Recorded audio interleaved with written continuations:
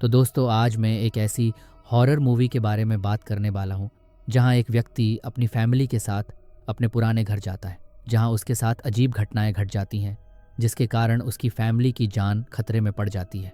इस मूवी का नाम वुल्फमन है, जो कि हाल ही में रिलीज हुई है। कहानी की शुरुआत 1995 में अमेरिका के एक राज्य रेगन से होती है। रेगन के एक पहाड़ी क्षेत्र में बसा था एक छोटा सा गांव, जहां ब्लैक नाम का एक मासूम लड़का अपने पिता के साथ रहता था। उसकी माँ का पहले ही निधन हो चुका था, इसलिए उसके पिता ही उसकी परवरिश कर रहे थे। ब्लैक के पिता बेहद सतर्क और सुरक्षात्मक थे, क्योंकि इलाके में एक अजीब जीव के बारे में खौफनाक अफवाहें थीं। कहा जाता था कि वह जीव आधा इंसान और आधा जानवर जैसा दिखता था, और हाल ही में उसने एक हाइकर पर हमला किया था। इसी डर के कारण ब्लैक के पिता कई बार उसके साथ कठोरता से पेश आते थे। दूसरी ओर ब्लैक एक मासूम और जिज्ञासु बच्चा था, जिसे प्रकृति की सुंदरता बहुत भांति थी। वह आसपास के खतरों से अनजान था और अपनी ही दुनिया में खोया रहता था। एक दिन उसके पिता उसे शिकार पर ले गए। जंगल की ताज़ी हवा और हरियाली में खोए ब्लैक की नज़र कुछ खूबसूरत मशरूम पर पड़ी। वह उनकी ओर आकर्षित होकर आगे बढ़ा, लेकिन उसके पिता ने उसे तुरंत रोक लिया। उनके चेहरे पर चिंता की लकीरें थीं। उन्होंने गंभीर स्वर में उसे समझाया कि ये मशरूम बेहद विषैले हैं। उन्होंने सख्त लहजे में कहा, इस जंगल की सुंदरता के पीछे छिपे खतरे को मत भूलो। थोड़ी देर बाद उन्होंने एक हिरण देखा। ब्लैक के पिता ने उसे मारने के लिए बंदूक तानी, लेकिन हिरण उनकी पहुंच से बाहर भाग गया। इस बीच ब्लैक यह सोचकर दौड़ पड़ा कि वह दूसरी दिशा से उसे पकड़ सकता है, लेकिन उसे इस बात का जरा भी अंदाजा नहीं था कि शिकार के चक्कर में वह खुद शिकार बन सकता है। जैसे ही उसने अपनी राइफल की दूरबीन से देखा, उसके चेहरे की हंसी डर में बदल गई। उसने हिरण की जगह एक डरावना विशाल जीव देखा, आधा इंसान आधा जानवर, जिसकी चमकती हुई लाल आंखें उसकी ओर घूर रही थीं। उसकी गूंजती हुई गुर्राहट जंगल की खामोशी को चीरती चली गई। ब्लैक की सांसें तेज हो गईं, उसके हाथ कांपने लगे। तभी उसके पिता वहां पहुंचे और गुस्से से उसे पकड़ लिया। तुम अकेले क्यों भागे? उनके स्वर में गुस्से के साथ चिंता भी झलक रही थी। ब्लैक के लिए यह समझना मुश्किल था कि उसे किससे डरना चाहिए, उस भयावह प्राणी से या अपने पिता की कठोरता से। इस बीच वह रहस्यमयी जीव उनके और करीब आ रहा था। ब्लैक के पिता ने तेजी से उसे पेड़ के ऊपर बने एक छोटे से घर में खींच लिया। वहां से उन्होंने झांक कर देखा, नीचे जमीन पर वही हिरण पड़ा था जिसका पेट फाड़ दिया गया था। उस जीव ने पहले ही उसे शिकार बना लिया था। अब वह प्राणी उनके लिए मौत बनकर आ रहा था। ब्लैक के पिता ने गहरी सांस ली और अपने हाथों को स्थिर रखते हुए राइफल उठाई। उनका दिल तेजी से धड़क रहा था, लेकिन चेहरे पर कठोरता थी। जैसे ही वह जीव झपटने के लिए तैयार हुआ, उन्होंने ट्रिगर दबा दिया। गोली की आवाज जंगल में गूंज उठी, लेकिन उस अंधेरे में जीव कहाँ गायब हो गया, इसका अंदाजा नहीं लग पाया। ब्लैक के पिता का चेहरा तनाव से भर गया। उन्होंने ब्लैक को और कसकर पकड़ लिया। हमें यहाँ से जल्दी निकलना होगा, उन्होंने कहा। लेकिन ब्लैक अब तक सदमे में था। उसने अपने जीवन में पहली बार असली डर को महसूस किया था, वह डर जो उसके पिता की बातों से भी ज्यादा भयानक था। जंगल में अब भी सन्नाटा पसरा था, लेकिन हवा में एक अजीब सी बेचैनी थी। यह शुरुआत थी कुछ बहुत बड़े और भयानक खतरे की। डर के मारे ब्लैक ने अपने पिता से पूछा, वह क्या था? उसके पिता ने थोड़ी देर चुप रहने के बाद कहा, कुछ नहीं, बस एक भालू था, चिंता मत करो बेटा। लेकिन उसी रात ब्लैक ने अपने पिता को किसी से फुसफुसाते हुए सुना। उनका स्वर चिंतित था। वह राक्षस सच में मौजूद है। मैंने उसे आज अपनी आंखों से देखा। मुझे कुछ करना होगा, क्योंकि मेरा बेटा खतरे में है। कहानी 30 साल आगे बढ़ती है और वर्तमान समय में आ जाती है। अब ब्लैक सैन फ्रांसिस्को में रहता है और खुद एक पिता बन चुका है। उसकी एक प्यारी बेटी है जिसका नाम जिंजर है। ब्लैक अपने पिता से बहुत अलग बनना चाहता था। वह अपनी बेटी को प्यार और सुरक्षा देना चाहता था, लेकिन बिना सख्ती के। जिंजर अपने पिता को बहुत प्यार करती थी, लेकिन एक दिन वह गलती से एक खतरनाक स्थिति में पड़ गई। ब्लैक डर से कांप उठा और घबराहट में उस पर ऊंची आवाज में बोल पड़ा। पहली बार उसने जिंजर को डांटा। जिंजर की आंखों में आंसू भर आए और वह रोने लगी। ब्लैक को तुरंत एहसास हुआ कि उसने क्या कर दिया। पूरी रात वह सो नहीं सका। उसे अपने बचपन के दिन याद आ गए, जब उसके पिता की कठोरता ने उसे अंदर से कमजोर बना दिया था। अगली सुबह ब्लैक ने अपनी बेटी के सामने घुटने टेक दिए। उसकी आंखें नम थीं। मुझे माफ कर दो जिंजर, मैंने जो किया वह गलत था। मैं वादा करता हूँ कि फिर कभी तुम पर नहीं चिल्लाऊंगा। जिंजर ने अपने छोटे छोटे हाथों से ब्लैक का चेहरा छू लिया और मुस्कुरा दी। ठीक है पापा, अब हम फिर से दोस्त हैं। ब्लैक ने उसे कसकर गले लगा लिया। पिता बेटी की यह जोड़ी अक्सर एक खेल खेलती थी, जिसमें जिंजर को ब्लैक के विचारों का अनुमान लगाना होता था। जिंजर कहती कि उसके पिता यही सोच रहे हैं कि वह अपनी बेटी से कितना प्यार करते हैं, और ब्लैक हमेशा उसकी बात से सहमत हो जाता। ये खेल उनके रिश्ते को और भी मजबूत बनाता था। ब्लैक एक लेखक था जो ज़्यादातर घर से काम करता था। उसकी पत्नी चार्लोट एक न्यूज़ रिपोर्टर थी और अपने काम में बेहद व्यस्त रहती थी। इस व्यस्तता के कारण चार्लोट और ब्लैक के बीच दूरी बढ़ रही थी। चार्लोट को हमेशा इस बात का अपराध बोध रहता था कि वह अपनी बेटी के लिए समय नहीं निकाल पाती। एक रात चार्लोट ने ब्लैक से कहा, क्या मैं एक अच्छी माँ हूँ? मुझे लगता है कि मैं अपनी बेटी के लिए कुछ नहीं कर पा रही। ब्लैक ने उसका हाथ थाम लिया। तुम एक बेहतरीन माँ हो चार्लोट, जिंजर तुमसे बहुत प्यार करती है। चार्लोट की आंखें नम हो गईं, लेकिन मैं उसे ज़्यादा समय नहीं दे पाती। जो समय तुम देती हो वह उसे हमेशा याद रहेगा, ब्लैक ने मुस्कुरा कर कहा। फिर एक दिन ब्लैक को एक पत्र मिला। पत्र पढ़ते ही उसकी आंखें फटी की फटी रह गईं। क्या हुआ? चार्लोट ने पूछा। ब्लैक ने कांपते हुए उत्तर दिया, मेरे पिता जो सालों पहले लापता हो गए थे, उन्हें आधिकारिक रूप से मृत घोषित कर दिया गया है। चार्लोट अवाक रह गई। ओह ब्लैक, मुझे खेद है। नहीं, ब्लैक ने गहरी सांस ली। मुझे वापस जाना होगा, अपने पुराने घर, अपनी जड़ों की ओर। चार्लोट ने सोचा कि शायद यही सही समय था अपने परिवार के साथ समय बिताने का। ठीक है, हम सब चलेंगे। जब वे गांव पहुंचे तो वहां सब कुछ बदल चुका था। 30 सालों में जगह पहचानना मुश्किल हो गया था। इंटरनेट की सुविधा भी नहीं थी, जिससे मैप्स का सहारा भी नहीं लिया जा सकता था। रास्ता ढूंढते समय उन्होंने एक ट्री हाउस में एक आदमी को देखा। वह आदमी धीरे धीरे नीचे उतरा। चार्लोट ने घबराकर ब्लैक का हाथ पकड़ लिया। ब्लैक, उसके पास बंदूक है, हमें यहाँ से चलना चाहिए। ब्लैक ने गौर से देखा, फिर मुस्कुराया। रुको, मुझे लगता है मैं इसे जानता हूँ। उस आदमी ने पास आकर अपनी टोपी हटाई और हैरानी से कहा, ब्लैक, ये सच में तुम हो? ब्लैक की आंखें चौड़ी हो गईं। डेरेक, तुम यहाँ क्या कर रहे हो? मैं भी वहीं ढूंढ रहा हूँ जो तुम। अपने अतीत के जवाब। चलो, मैं तुम्हें तुम्हारा पुराना घर दिखाता हूँ।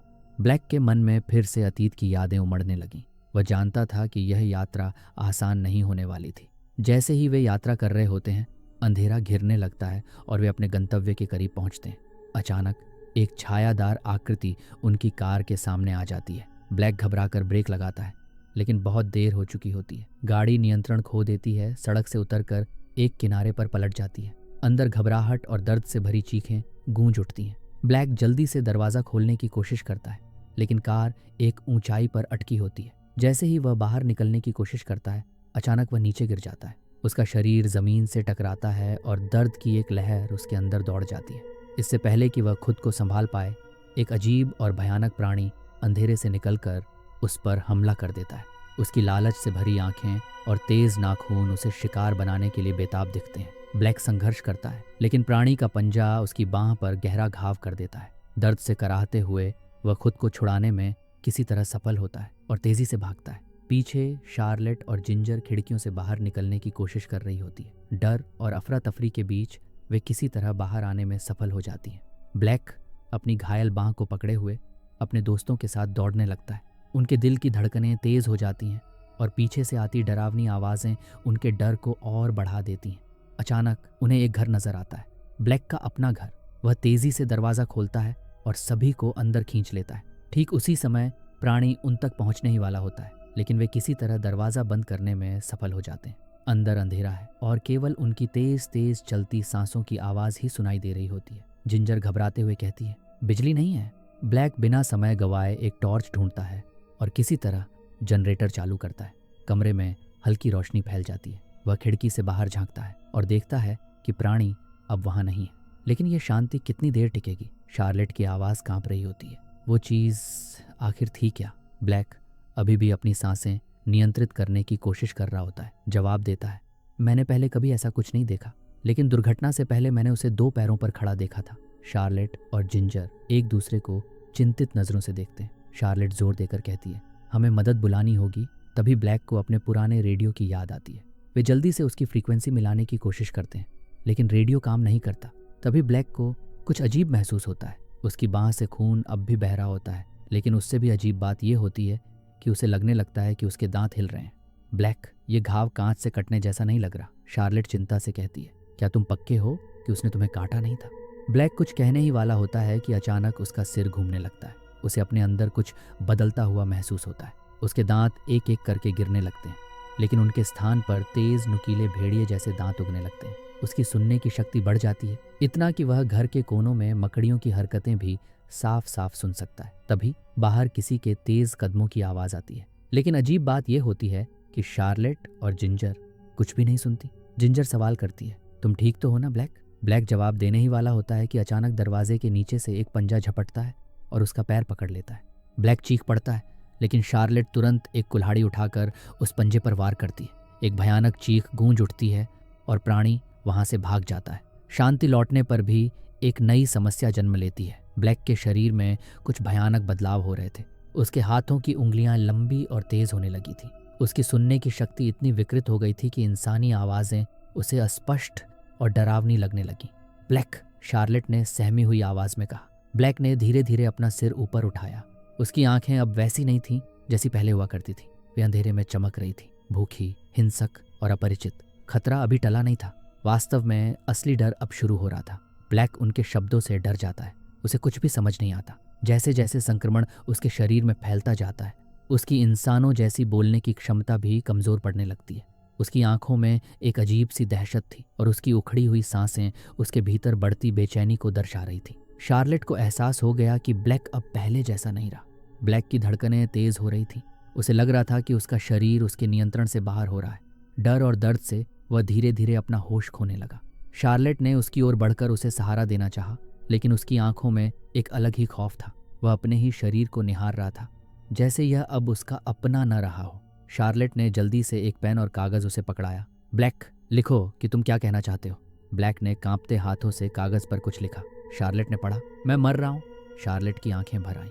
उसने उसका हाथ पकड़ लिया। नहीं, तुम बीमार हो, बस हम कुछ करेंगे, तुम्हें कुछ नहीं होगा।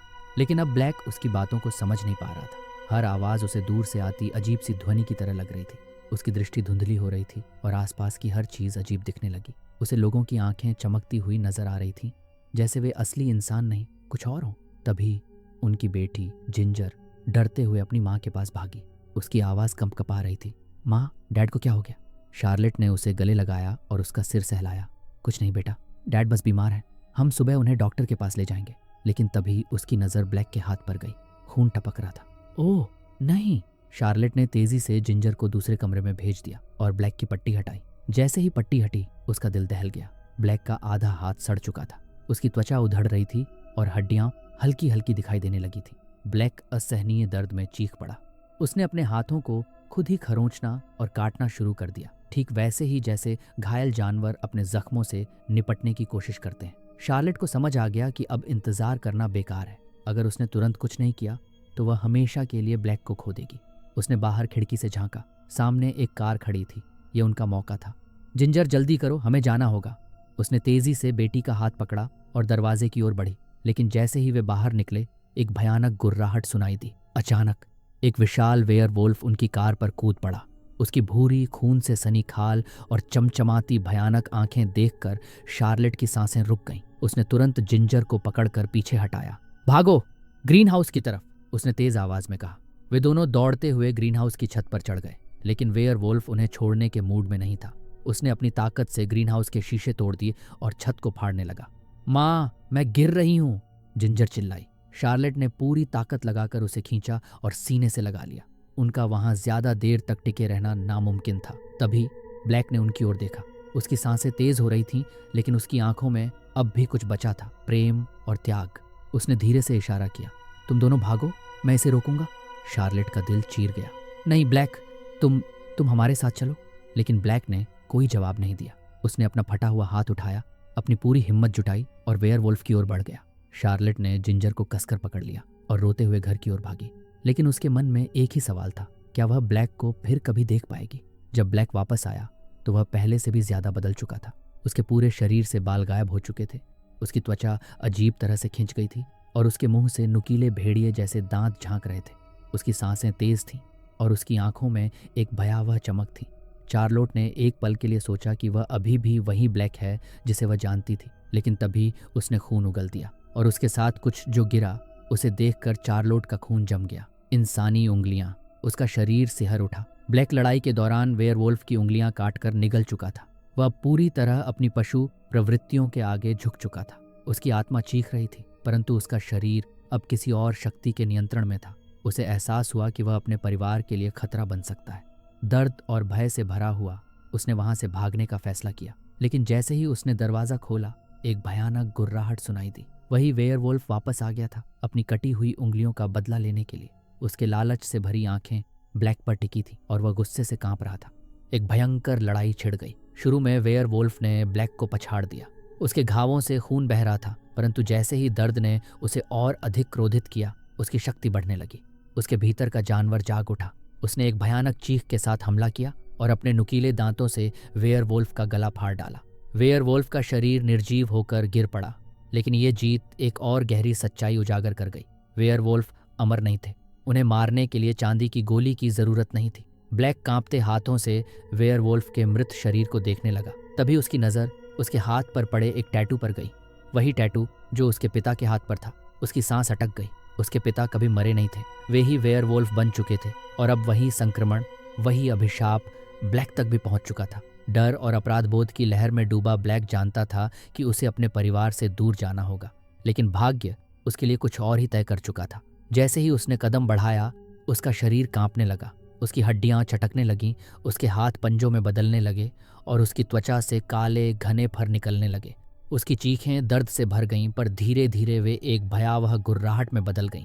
अब वह पूरी तरह से वेयरवुल्फ बन चुका था। उसके अंदर का राक्षस हावी हो गया। उसकी लाल आंखें अपने ही परिवार की ओर मुड़ी। उसकी भेड़िए जैसी नाक ने एक गहरी सांस ली और उसके अंदर एक जंगली भूख जाग उठी। चार्लोट कांप उठी। उसने देखा कि ब्लैक अब इंसान नहीं रहा, वह एक जानवर था, एक हत्यारा। नहीं नहीं ब्लैक! उसकी आवाज कांप रही थी, पर वेयरवुल्फ की आंखों में कोई पहचान नहीं थी। ब्लैक ने दरवाजा तोड़ने की कोशिश की। चार्लोट पीछे हटी। उसकी सांसें तेज हो गईं। उसने जिंजर को अपनी बाहों में कसकर पकड़ लिया और सुरक्षा के लिए एक चाकू उठा लिया। ब्लैक घर में घुसने के लिए पूरी ताकत से झटके मार रहा था, लेकिन फिर भी उसका अंदर का इंसानी हिस्सा संघर्ष कर रहा था। वह हमला नहीं करना चाहता था, पर जानवर पर उसका कोई बस नहीं था। चार्लोट ने हिम्मत जुटाकर चाकू उसकी ओर घुमा दिया। ब्लैक ने दर्द से गुर्राया, लेकिन उसने पलटकर हमला नहीं किया। वह केवल चाकू को छीनने की कोशिश कर रहा था। चार्लोट ने बिना एक पल गंवाए जिंजर को अपनी बाहों में उठाया और भाग निकली। खून से लथपथ ब्लैक उनके पीछे दौड़ा। खलिहान के अंदर चार्लोट की नज़र एक भालू फंसाने वाले जाल पर पड़ी। उसके हाथ कांप रहे थे, पर उसे यही मौका था। ब्लैक ने खलिहान का दरवाज़ा तोड़ डाला और भीतर आ गया। अंदर घना अंधेरा था। चार्लोट ने उम्मीद की कि वह उन्हें नहीं देख पाएगा, परंतु ब्लैक की आंखें रात में भी देख सकती थीं। वह धीरे धीरे उनके करीब आया। अचानक एक तेज आवाज़ गूंजी। ब्लैक का पैर भालू के जाल में फंस गया। उसकी चीख पूरे खलिहान में गूंज उठी। चार्लोट ने इस मौके का फायदा उठाकर जिंजर को पकड़ लिया और भाग निकली, लेकिन ब्लैक इतनी आसानी से हार मानने वाला नहीं था। उसने खुद को छुड़ाने के लिए अपने ही पैर को चबा डाला। खून बहता रहा, पर वह घुटनों के बल घिसटते हुए भी उनका पीछा करने लगा। चार्लोट की हिम्मत जवाब देने लगी।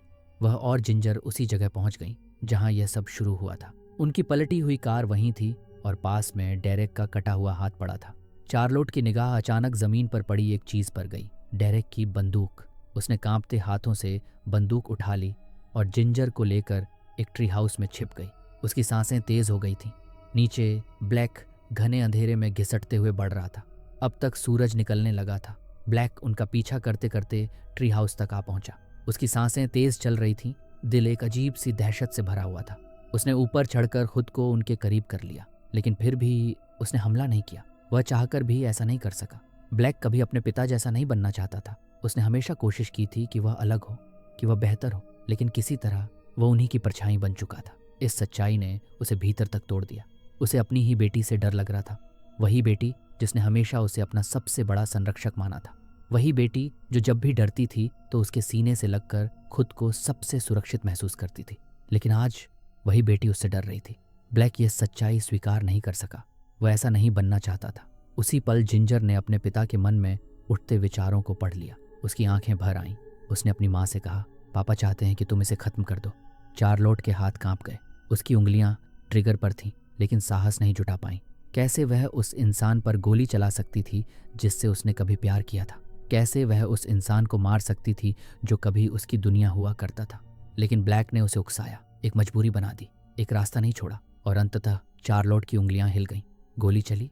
ब्लैक लड़खड़ाया। दर्द उसके चेहरे पर नहीं, लेकिन उसकी आत्मा में था। लेकिन उस दर्द के पार कुछ और भी था, एक सुकून। अपनी आखिरी सांसों में उसने वही नज़ारा देखा जिसने उसे बचपन में खुशी दी थी जिंजर, जो अब तक उसके विचारों को महसूस कर रही थी। जान गई कि ब्लैक ने आखिरकार शांति पा ली थी। उसने अपने भाग्य को स्वीकार कर लिया था। ब्लैक ने अपनी आखिरी सांस ली। चार्लोट और जिंजर एक भयानक त्रासदी से गुजर चुकी थी, लेकिन किसी तरह उन्होंने भी अपने भाग्य को स्वीकार कर लिया। कहानी वहीं खत्म हुई जहां से यह शुरू हुई थी। अगर आपको यह कहानी पसंद आई हो तो हमारे चैनल को सब्सक्राइब करना ना भूलें। मिलते हैं अगली डरावनी कहानी के साथ। तब तक के लिए धन्यवाद।